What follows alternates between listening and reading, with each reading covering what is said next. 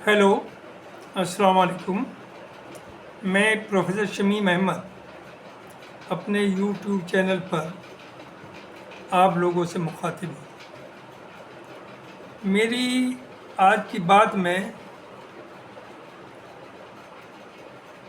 जिस पे मैं बहुत दिनों से सोच रहा था, पहले 1-2 वीडियो डाले भी थे।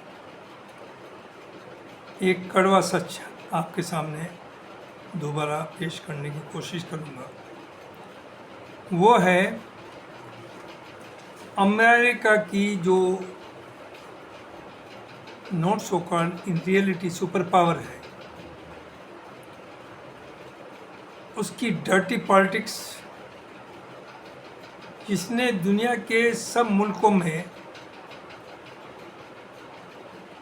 चेंजेस या वहाँ जो leadership according to their wish change करी है या चेंज करने की कोशिश की है, और किस तरह से इसने डिस्ट्रक्शन किया है, ना जाने कितने मुल्कों का, कितनों को तबाह किया है।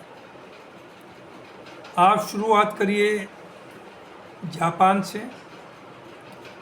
जापान में पहली बार एटम बम का इस्तेमाल हुआ, बर्बाद किया, उसके असरात आज तक हैं, और उसे फिर अपना एलाई बना लिया, अपना आदमी वहाँ बैठा दिया, जो कि इनकी प्रॉक्सी वार वहाँ लड़ता है। कोरिया के 2 हिस्से कराए। वियतनाम में 20 साल तक जंग लड़ी और फाइनली लाखों आदमी मारे गए और आप छोड़ करके भागे, आप कहीं रुके नहीं। रिसेंट जो मामलात हैं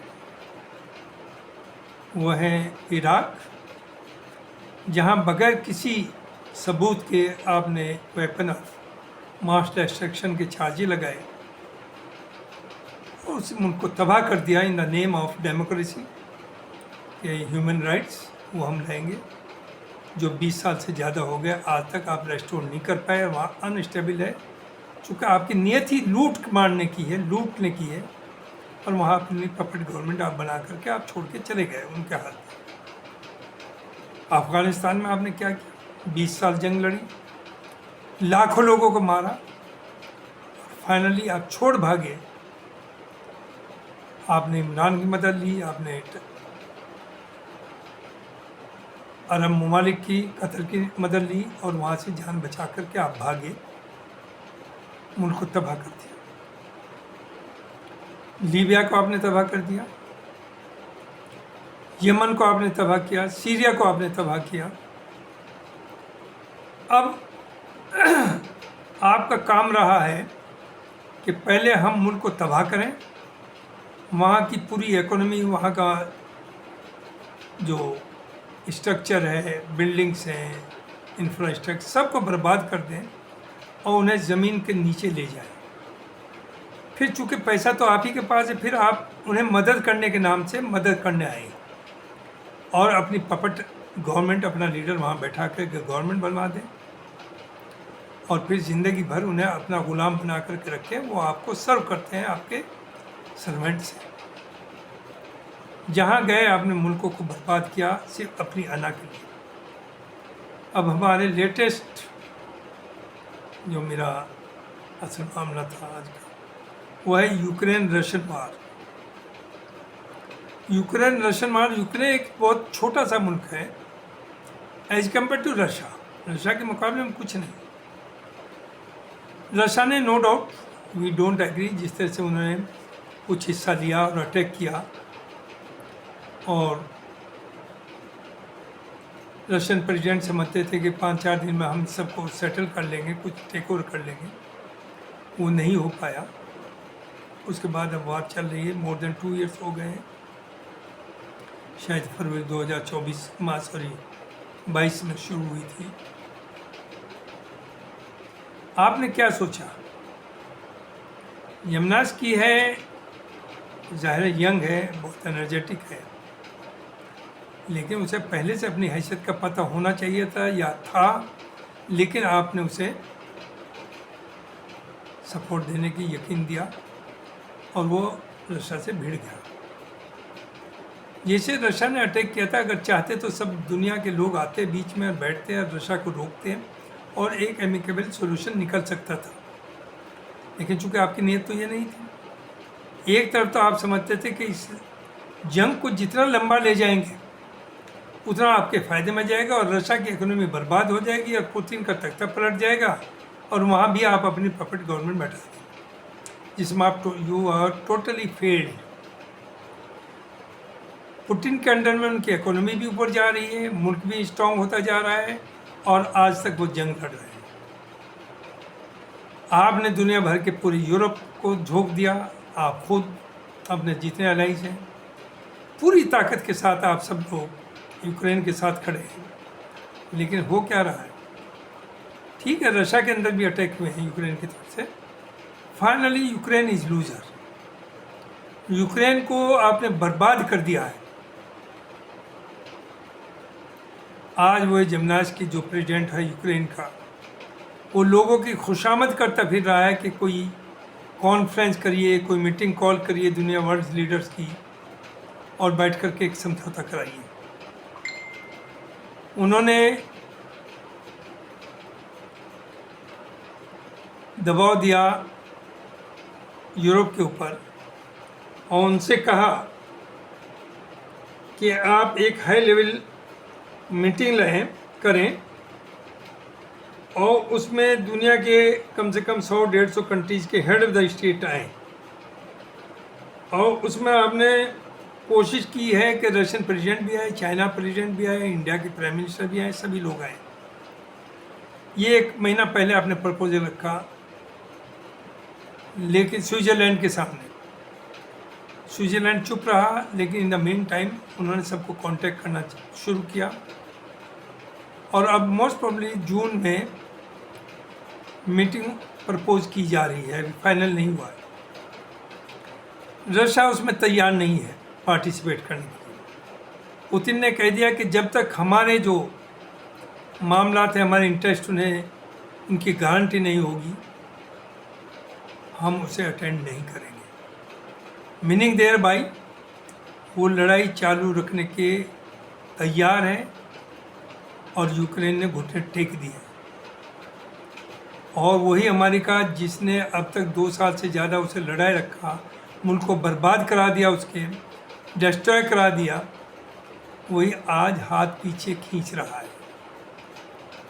चूँकि वो ज़ाहिर है यूक्रेन तो उन्हें बहुत कुछ नहीं दे सकता, लेकिन यहूदी ज्यूज़ उनके यहाँ बिजनेस कम्युनिटी है, उन्हीं के पास पैसा है, तो वो इजराइल को पैसा झोंक रहा है और इजराइल को ताकतवर बनाने के लिए। चूँकि ज़ाहिर है इजराइल अगर सर्वाइव करता है और इजराइल वहाँ ग्रांड इजराइल का कंसेप्ट पूरा कर लेता है, तो पूरे मिडिल ईस्ट पे आप राज करेंगे, उनकी वेल्थ के ऊपर करेंगे, उनके तेल के ऊपर करेंगे, उनके सब रिसोर्सेज आपके कंट्रोल में आएंगे। तो आपने बड़े ऑप्शंस को, जहाँ बड़ा इंटरेस्ट है, उसे चूज़ किया और यूक्रेन को आपने एक तरह से बाय बाय कह दिया। अब सवाल है रशिया का इंटरेस्ट। रशिया का मेन इंटरेस्ट ये है कि जो यूरोपियन स्टेट्स उसके बॉर्डर से मिली हुई हैं, जो पहले रशियन ब्लॉक में थी, अगर आप उन्हें अपनी मेंबर बनाएंगे नाटो का, तो इसका मतलब आप इनसिक्योर कर रहे हैं रशिया को, और रशिया हर वक्त वहाँ चारों तरफ अपने सरहदों की पहरादारी करे। और यूक्रेन पे भी इसीलिए आपने उसने ये किया था जंग, अटैक, कि Ukraine wanted to become member of NATO. Ukraine का नाटो का मेंबर बनने से ये था कि नाटो की फोर्सेस वहाँ आकर के रशियन बॉर्डर पे खड़ी हो जाती।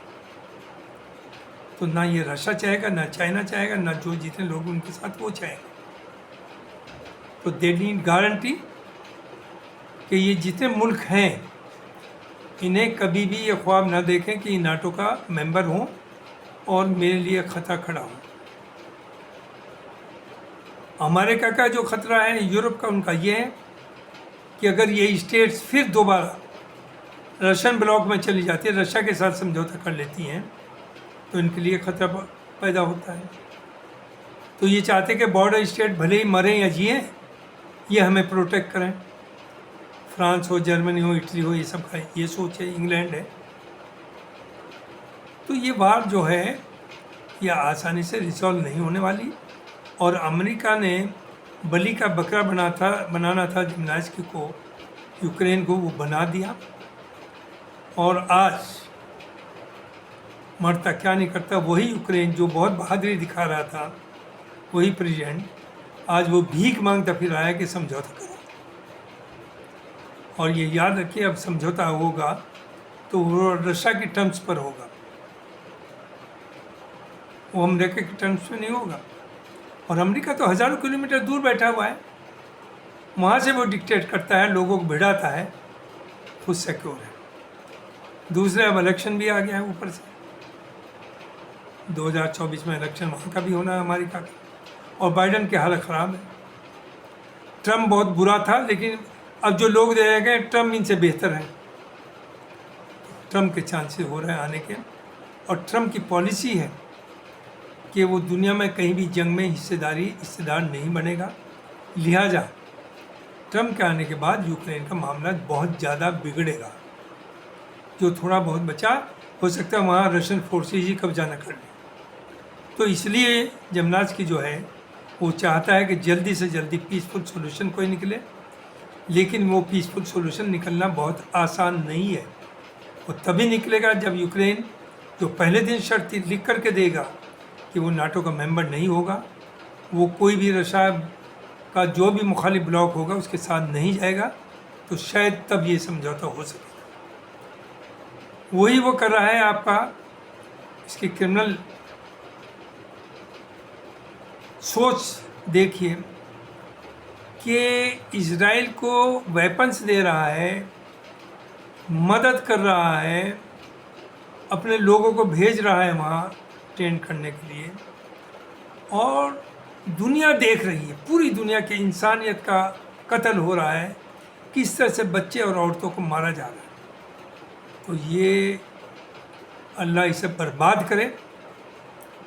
बाइडन कहते हैं कि फॉर लिमिटेड पीरियड एक सीज फायर हो जाए, यानी और उसमें सब जितने भी बंधक छूट जाए। लेकिन इसमें दो बात हैं, एक तो लगता है कि इजराइल बंधक छुड़ाने में इंटरेस्टेड ही नहीं, चूँकि छूट गए तो फिर क्या प्ली रहेगी कि अटैक करें। वो धीरे धीरे पूरा, जो मैं पहले दिन कहा था 9 अक्टूबर को, उसका प्लान और अमेरिका का प्लान है कि पूरे फ़लस्तीन को ख़त्म करके इजराइल का हिस्सा कर दिया जाए, और फ़लस्तीन को दूसरी जगह दूसरे कंट्रीज़ में भेज के बांट करके वहाँ एक शरणार्थी का स्टेटस हो उनका। और जाहिर है इजराइल का कानून है कि nobody can return back to the country. अब आप चूँकि इलेक्शन है, दुनिया में आप दादागिरी दिखाना चाहते हैं, लीडरशिप भी देना चाहते हैं अमेरिका, तो कहते हैं भाई उन्हें सेफ जोन दीजिए, उन्हें खाने की चीज़ें होनी चाहिए, हम तो एयर ड्रॉप कर रहे हैं। आपको शर्म आनी चाहिए इन अरब कंट्रीज़ को, ख़ास तौर से मुस्लिम कम्युनिटी के जो लीडरान हैं उन्हें ख़ास तौर से। सबको दिख रहा है क्या हो रहा है, 57 मुल्क के मुस्लिम, क्या कोई आवाज़ उठा रहा है? अरब्स भी अगर थोड़ी बहुत कह रहे कि हाँ खाना जाए, ट्रक जाए, किसे खिलाएंगे जब लोग ही नहीं बचे, मर रहे हैं, लाशों के ऊपर से पैर रख कर के लोग चल पा रहे हैं। मेरी तो हिम्मत नहीं उन वीडियोज़ को देखने की भी। और आप कहते हैं इवन इंडिया में देखिए, ईद के बाद इतनी फोर्स लगी थी जामा मस्जिद पे, किसी मुसलमान को अलाउ नहीं किया गया कि वो फ़लस्तीन का नाम ले या एक पोस्टर लगाए फ़लस्तीन के फेवर में। आप गवर्नमेंट तो कहती है हम इम्पार्शल है, टू स्टेट होनी चाहिए, और कभी कभी ये भी कहती है फ़लस्तीन के ऊपर जो ये अटैक नहीं होने चाहिए, और पब्लिक को आप बोलने भी नहीं देना चाहते। यही सब जगह हो रहा। लेकिन इस चीज़ की तारीफ़ करनी पड़ेगी, जैसे न्यूजीलैंड हुकूमत है, वो they are pro America, they are supporting Israel, लेकिन वहाँ की पब्लिक हर शहर में हर सैटरडे को 2 घंटा प्रोटेस्ट मार्च निकालती है और अपनी आवाज़ उठाती है। पूरे यूरोप में आवाज़ उठ रही है, अमेरिका खुद में आवाज़ उठ रही है, इजराइल के अंदर आवाज़ उठ रही है, लेकिन इन मुस्लिम कंट्रीज़ में ख़ास तौर से अरब्स में आपको बोलने की इजाज़त नहीं है। आप 2 वर्ड सिंपैथी के फ़लस्तीन या गाज़ा वालों के लिए ले सकें। यह है रोल अमेरिका का, दिखाने के लिए हम सीज़ फायर चाहते हैं, हम वहाँ राशन भेजना चाहते हैं, ज़रूरियात की चीज़ जानी चाहिए, ये सब कह रहे हैं, लेकिन ये सिर्फ दिखावा है अरब्स का भी और अमेरिका की और उसके सपोर्टर्स का बेसिकली। वरना ये हिम्मत इजराइल अमेरिका की ना माने। यूएन में रेजोल्यूशन पास हुआ, अमेरिका को दुनिया को दिखाने के लिए बायकॉट किया, उसमें वॉकआउट कर गए आप। क्या इससे कोई मैसेज गया? जब एक रेजोल्यूशन पास हुआ है तो जितने भी यूएन के मेंबर्स हैं वो सब एक फोर्स बना करके एंटर करें इजराइल के अंदर और बाई फोर्स उसे रोकें, लेकिन आप नहीं करेंगे। आप ये और कंट्रीज़ में कर सकते हैं, आप अपनी फोर्सें इराक में भेज सकते हैं, आप सीरिया में भेज सकते हैं, आप अफ़गानिस्तान में भेज सकते हैं, लेकिन आप इजराइल में नहीं भेज सकते। रहा यूएन का, यूएन तो कठपुतली है अमेरिका की। यूएन का अपना कौन सा रेजोल्यूशन आज तक इम्पोज कर पाया? चूँकि आप बेईमान हैं, आपकी नीयत साफ नहीं है। आप इन इदारों को इंसानियत के लिए नहीं बल्कि अपने बचाने के लिए इस्तेमाल कर रहे हैं। ये मुझे कहना है कि यूक्रेन का हाल वही होना है जो गाज़ा का हाल अमेरिका ने किया। यहाँ रशिया वही हाल करेगा यूक्रेन का, और अमेरिका का धोखा देना, अमेरिका साथ नहीं देगा, समझौता नहीं होगा। जो थोड़ा बहुत बचा वो भी बर्बाद होना है यूक्रेन। तो अमेरिका के साथ बहुत सोच समझ करके खड़े करिए, बिजनेस सब रिलेशनशिप रखिए, फॉरेन रखिए, लेकिन मिलिट्री पैक्ट उनके साथ करिए और उनकी अंधभक्त न बनिए। जो अच्छी बात है उसमें आप समझौते करिए। ये कहलाते हैं डेमोक्रेट, जिसे कहते हैं बाइडन। ओबामा आया था, बेहद नेक इंसान था, अच्छी सोच वाला था, लेकिन चूँकि जो लॉबी है वहाँ वो तो बड़ी भयानक है। He could not do, he was not allowed to do anything. उनकी अपनी एक पॉलिसी है कि दुनिया में मैसेकर कराओ, मारो, तबाह करो, उनको इंफ्रास्ट्रक्चर ख़त्म कर दो और फिर अपना आदमी वहाँ बैठा करके वहाँ रूल करो।